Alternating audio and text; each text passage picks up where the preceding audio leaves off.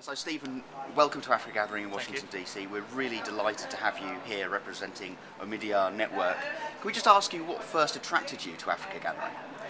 I think I first heard about it last year when I saw an email came round, I think from you actually, Ed, which It worked. It worked. It invited me to the first Africa Gathering in April in London, and I thought, well, this looks intriguing for a number of reasons. I suppose, firstly, it's a rare meeting of people interested in Africa, firstly, and people interested in technology, and you don't often get those kind of opportunities to meet people in that field.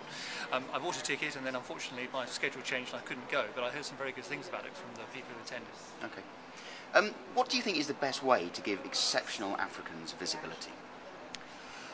I think a combination of things, really. It's meetings like this. It's about getting providing Africans with an opportunity to speak on the world stage. So whether that's at TED or whether it's at Davos or a range of different sort of platforms. I think it's also about the investors coming to Africa as well. And I think there's perhaps too much time spent in Silicon Valley or in London or whatever. So getting out into the field, meeting people face to face, I think is a really important way of actually getting visibility for these ideas and these projects. How could sharing ideas in this kind of online-offline format help expose that talent further?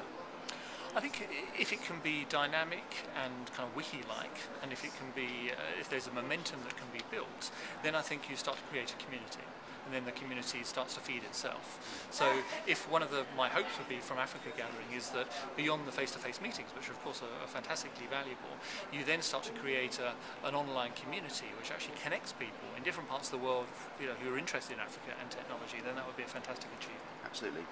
What's your message for the people watching this at home?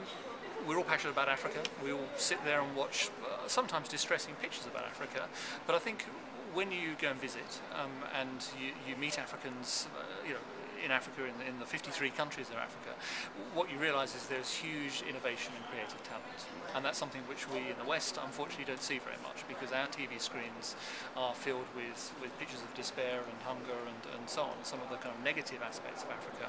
But we all know there's a lot positive going on. So what I'm hoping that small initiatives like Africa Gathering can start to blossom and grow, and then they become ways of actually creating a much better understanding about the continent. Stephen King from Omidyar Network, thanks for joining us. Thank you.